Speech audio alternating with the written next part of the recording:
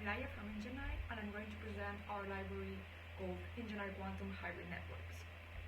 So here in the library we have the functions, which contain all the classes for the quantum layers, the convolutional quantum layers for 2D and 3D versions, the fully connected layer, and also the quantum edge detection layers. Also, we have the data folder, which contains data samples, which are examples for our Jupyter notebooks. We have also this images folder, which also contain images which illustrate our examples. And if we go to the examples folder, we find some Jupyter notebooks that illustrate how to use the functions of our libraries. So for instance, if we go to the hybrid 3D CNN example, here we find a hybrid quantum classical convolutional neural network, where the idea is that we replace one of the convolutional layers of the classical CNN by a quantum layer. That is, we replace this convolutional layer by a quantum circuit. And the idea is that we want to reduce the complexity of the classical CNN, because the quantum circuit has much less training parameters than the actual classical convolutional filter. So here we introduce a bit how we design this quantum layer.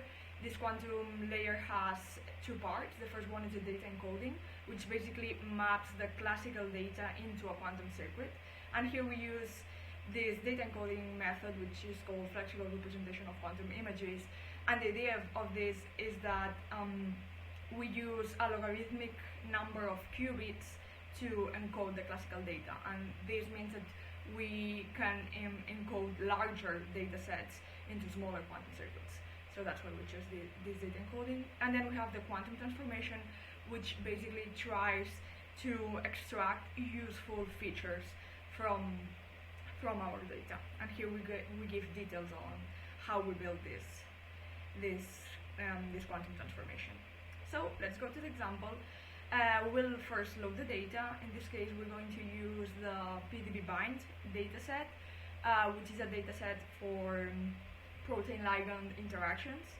And so here we have a 3D representation of a protein-ligand interaction. Well, here we just see one of the channels. This channel, for instance, represents a one-hot encoding of the carbon atoms of the ligand.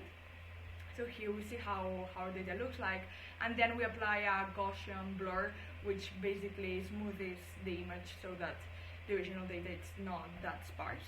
But anyway, this is how our data looks like. So it's a 3D volume that we're going to want to learn using a hybrid convolutional neural network. So first we show how to actually call and create these quantum filters.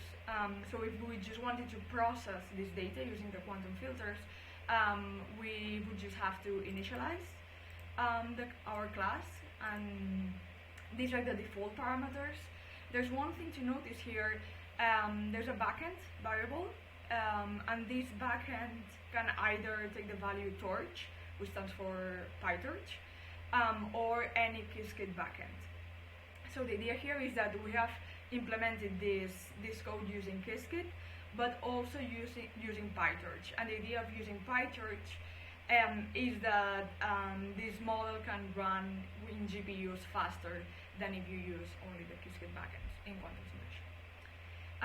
So the first step is to generate the unitaries, so the quantum circuits, and these are the default parameters. In this case, we're saving them for future using these quantum filters. And then once we have this, we just have to call the function get quantum filters and input the data. And here's a variable called tolerance. So here we use the PyTorch backend, and we see that running this function takes around 6 seconds.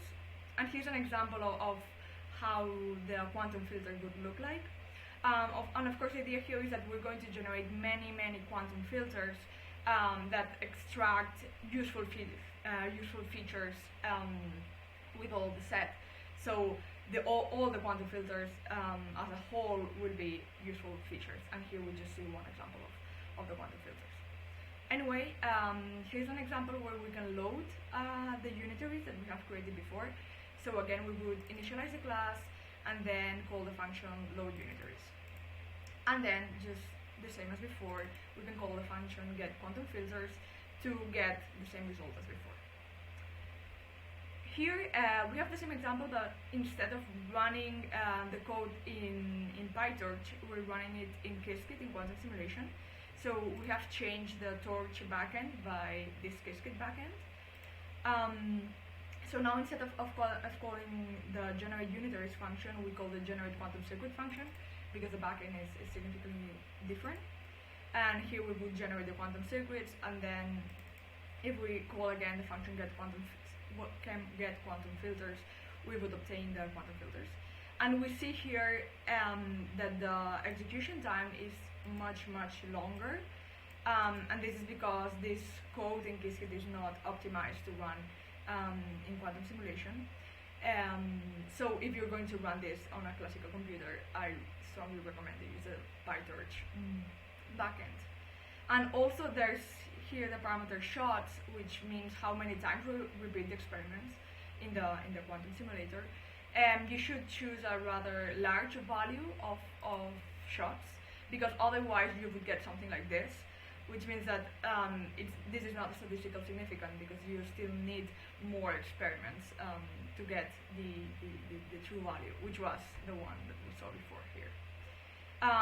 But of course, setting a very large number of shots increases the execution time. So for this example, I set this value small, but you should set it larger if you want to use Qiskit backends.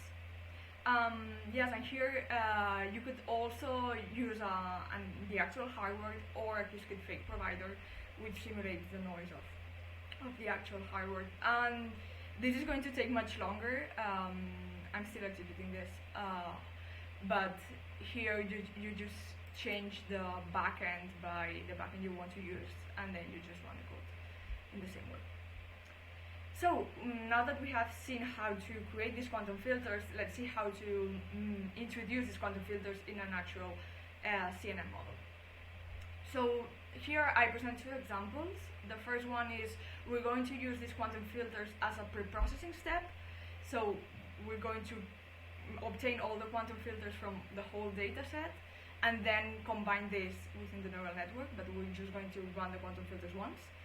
And then we will see another example.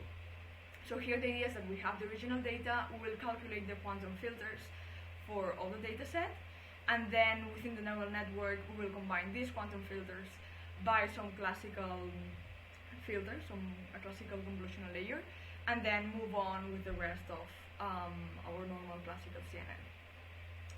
So the first step would be to actually calculate the quantum filters, and so we have our data, and similar as before, we initialize the class, we generate the unitaries, and then we call the function get quantum filters, and that's it. And we obtain the quantum filters for the whole data set.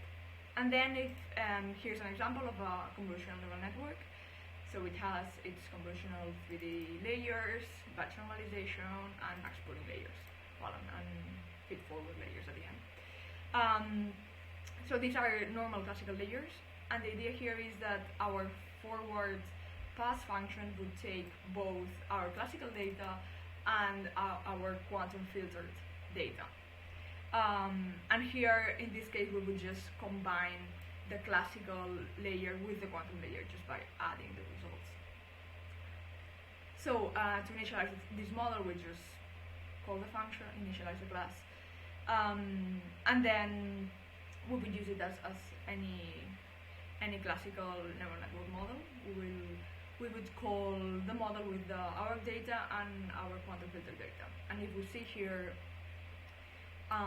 we have added the convolutional layer with the quantum layer.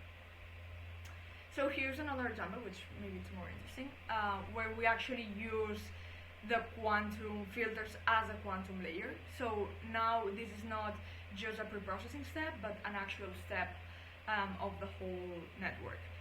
So we would have first a classical convolutional layer, and then a quantum layer, which will be combined again with the classical layer. So in this case, we don't have to pre-process any data, and we would actually initialize the quantum layer within the network definition. So here we call a function called quantum layer 3D, and this we'll initialize the quantum layers and adapt them so that we can run it with PyTorch in the same way as we would use any other classical layer. So we just initialize the function, and then when we want to call it, we just call it in the same way that we would call any other layer, like this. So this is the end of this notebook. We then initialize this model and call it again, and we'll see that this works. And at this step, we combine the classical layer with the quantum layer. We have another example which is exactly the same, but with a 2D CNN, with two-dimensional hybrid quantum convolutional neural networks. It's exactly the same, but instead of using 3D volumes, we use a 2D image. So I'm not going to go through this one. Then we have the quantum Hadamard edge detection, which is a quantum algorithm meant to calculate the edges of an image or a 3D volume. And the idea is that it's much faster than any classical algorithm. So here we're going to implement this algorithm again, both with a PyTorch backend and a Qiskit backend, any Qiskit backend that you want. So we took this image from a Qiskit tutorial that is referenceable above, and here is how we run this code. First we run it with Qiskit to see how it works. So we have our data, and we just call the function edge detection 2D because this is a 2D image.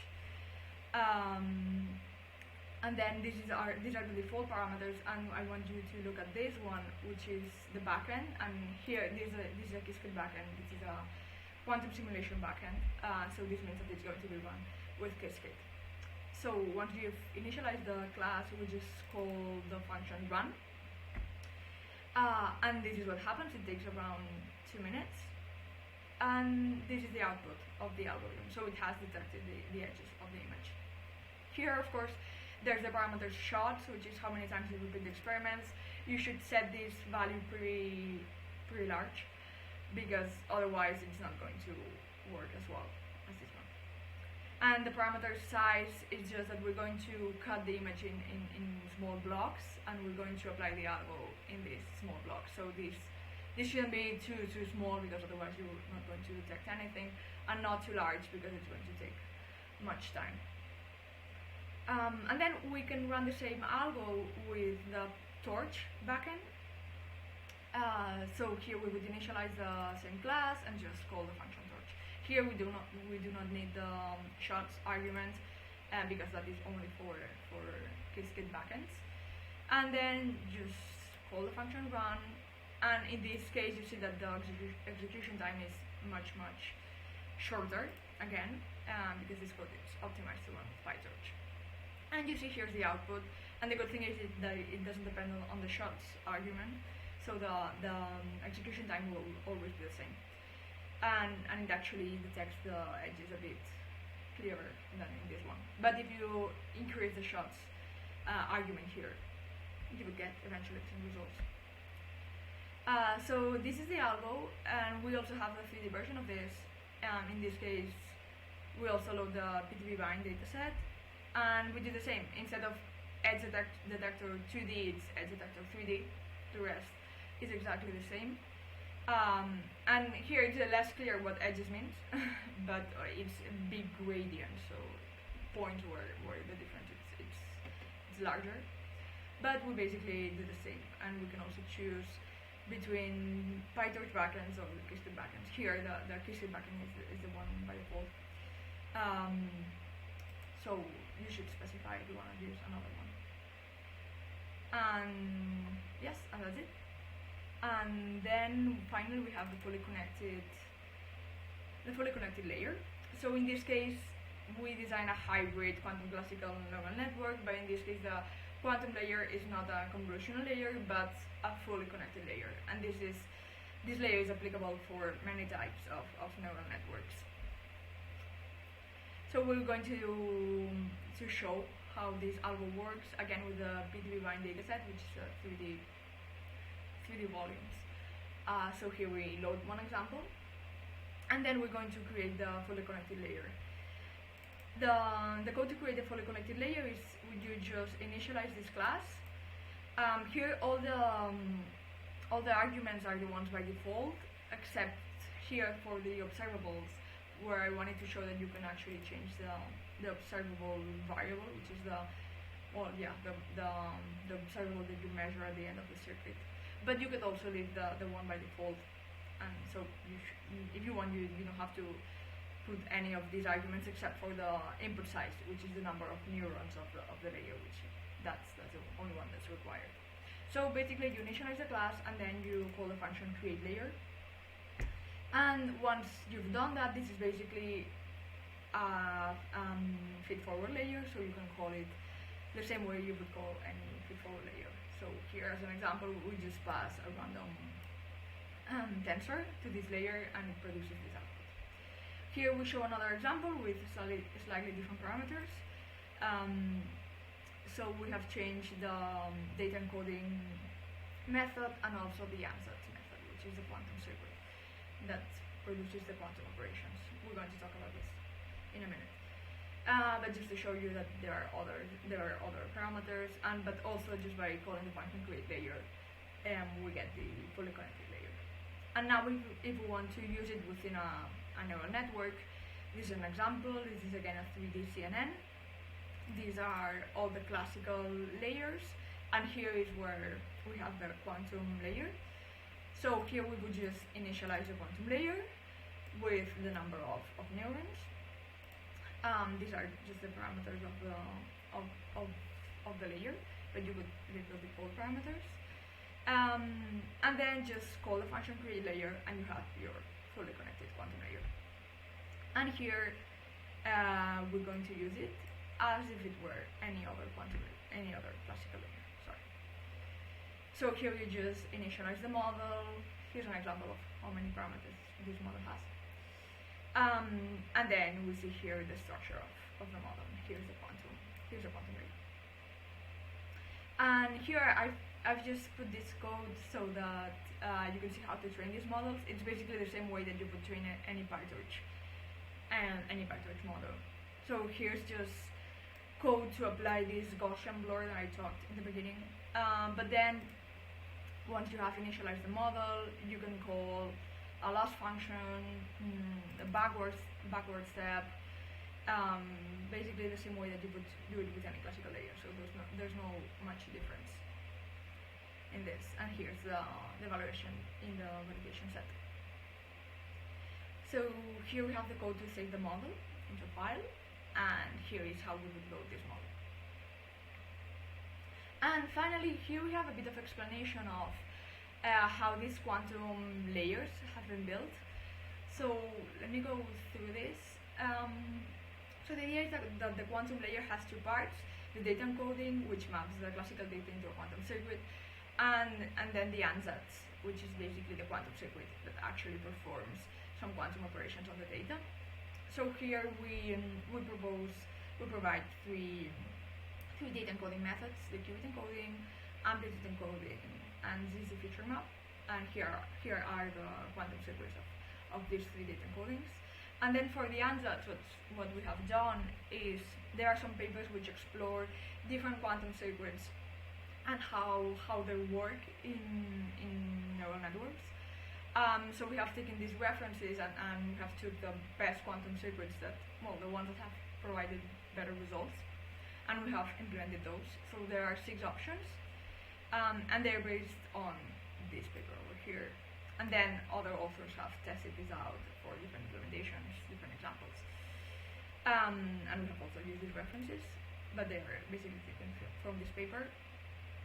So we have six ansatz, 6 quantum circuits, and we have ordered them with option 1, 2, 3, 4, 5, and 6. So if you want to try different quantum circuits, just change the ansatz number from 1 to 2, 3, 4, 5, or 6, and you will see that the quantum circuit changes. And these are, here you have like small pictures of what these quantum circuits are. So this was option 1, then we have this one, I'm going to stop to this. If you want to take a look at this, you can. But yeah, we have all these quantum circuits. And basically this is it. I hope you enjoyed this tutorial, and if you have any questions, any doubts, suggestions, just reach out to us. We will be very happy to talk to you. Thank you.